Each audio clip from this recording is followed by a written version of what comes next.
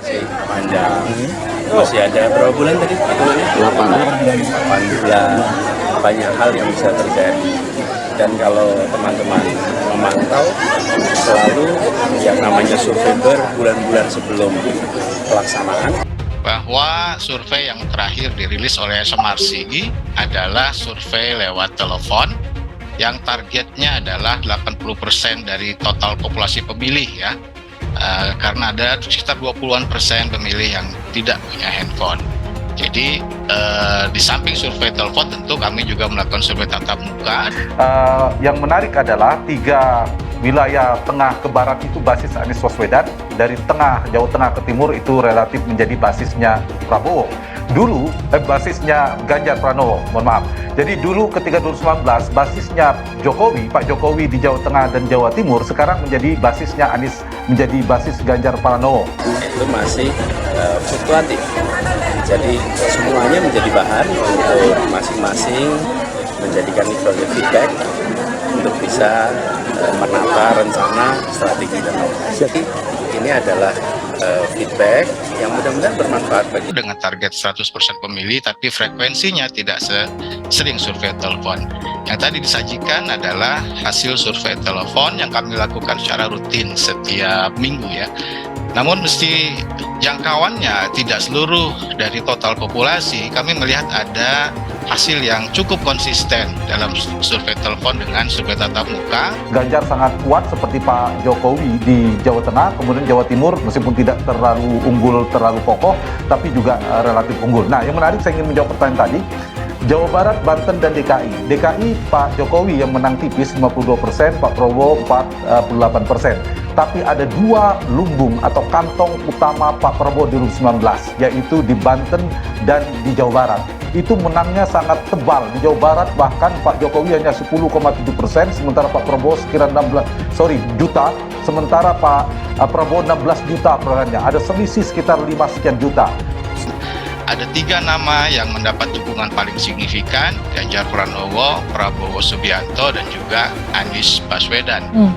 Dan survei terakhir tadi seperti yang kita lihat di tayangan bersama, bahwa selisih antara 2 tokoh, 2 calon, Ganjar dan Prabowo itu hanya sekitar 4% dalam survei telepon, yang itu artinya tidak signifikan bedanya.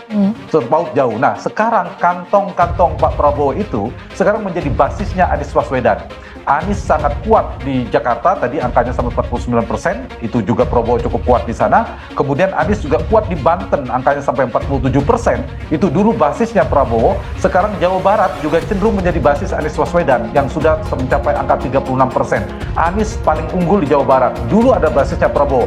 Justru Prabowo di basisnya sekarang turun, yang melorot menjadi di Banten hanya 28%, di Jabar 30%. Nah, untuk menjelaskan ini apa? Berarti memang basis atau kantong utama ceruk pemilih Prabowo dan Anies itu beririsan.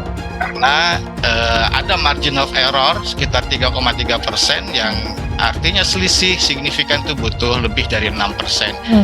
Kita tidak bisa menyimpulkan apakah Ganjar atau Prabowo yang unggul. Yang bisa kita simpulkan setidaknya adalah ada persaingan yang sangat ketat antara 2 tokoh itu di atas, sementara Anies memang terlihat signifikan berada di bawah 2 tokoh tadi, begitu ya. Elektabilitas Anies Baswedan melejit pada survei terbaru, salib Ganjar Pranowo. Dikutip dari ayojakarta.com, Anies Baswedan yang selama ini konsisten berada pada ranking 3 dalam survei elektabilitas, kini justru mampu mengungguli Ganjar Pranowo. Semula Anies Baswedan tertinggal cukup jauh dalam survei elektabilitas bakal capres, sedangkan Prabowo Subianto dan Ganjar Pranowo salib menyalip memperebutkan posisi pertama. Meskipun pemilihan Presiden Indonesia untuk periode selanjutnya masih 8 bulan lagi, namun elektabilitas dari Anies Baswedan, Ganjar Pranowo, dan Prabowo Subianto terus-menerus dipantau.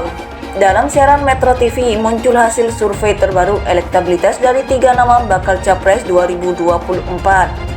Survei ini dilakukan oleh lembaga survei IPO Indonesia Political Opinion pada rentang periode 5-13 Juni 2023. Melalui wawancara kepada 1.200 responden, survei dilakukan dengan multistage random sampling dengan margin error sebesar 2,90%. Pada hasil survei elektabilitas yang dilakukan memiliki perubahan yang mengejutkan, karena pada survei sebelumnya Prabowo Subianto berada di tingkat pertama, Ganjar Pranowo ada di tingkat kedua, dan Anies Baswedan ada di peringkat ketiga. Namun dari hasil survei terbaru, Anies Baswedan berhasil menggantikan Ganjar Pranowo di peringkat kedua.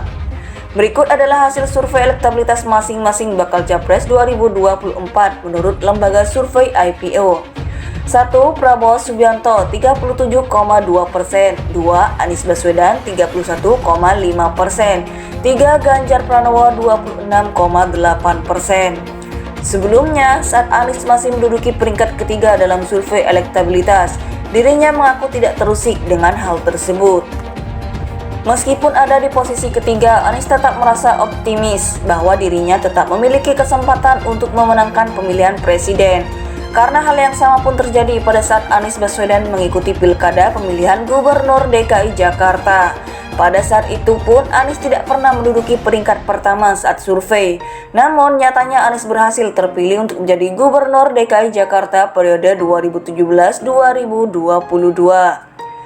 Saya sering dapat pertanyaan survei itu, dan saya ingat pilkada Jakarta kami tidak pernah nomor 1, tapi hasilnya terpilih. Bahkan seminggu sebelum pilkada kami ditempatkan nomor 3, kata Anies Baswedan dikutip dari siaran Kompas TV Sabtu 17 Juni 2023. Kami sudah terbiasa ditempatkan di nomor 3 dan kami tetap optimis untuk bisa memenangkan dalam sebuah kompetisi pilpres, insya Allah. Anies Baswedan yang selama ini konsisten berada pada ranking 3 dalam survei elektabilitas, kini justru mampu mengungguli Ganjar Pranowo. Semula Anies Baswedan tertinggal cukup jauh dalam survei elektabilitas bakal Capres, sedangkan Prabowo Subianto dan Ganjar Pranowo salib menyalip memperebutkan posisi pertama. Meskipun pemilihan Presiden Indonesia untuk periode selanjutnya masih 8 bulan lagi, namun elektabilitas dari Anies Baswedan, Ganjar Pranowo, dan Prabowo Subianto terus-menerus dipantau. Meskipun ada di posisi ketiga, Anies tetap merasa optimis bahwa dirinya tetap memiliki kesempatan untuk memenangkan pemilihan presiden. Karena hal yang sama pun terjadi pada saat Anies Baswedan mengikuti pilkada pemilihan gubernur DKI Jakarta. Pada saat itu pun Anies tidak pernah menduduki peringkat pertama saat survei. Namun nyatanya Anies berhasil terpilih untuk menjadi gubernur DKI Jakarta periode 2017-2022. Saya sering dapat pertanyaan survei itu, dan saya ingat pilkada Jakarta kami tidak pernah nomor 1, tapi hasilnya terpilih. Bahkan seminggu sebelum pilkada kami ditempatkan nomor 3, kata Anies Baswedan dikutip dari siaran Kompas TV Sabtu 17 Juni 2023. Kami sudah terbiasa ditempatkan di nomor 3 dan kami tetap optimis untuk bisa memenangkan dalam sebuah kompetisi pilpres, insya Allah.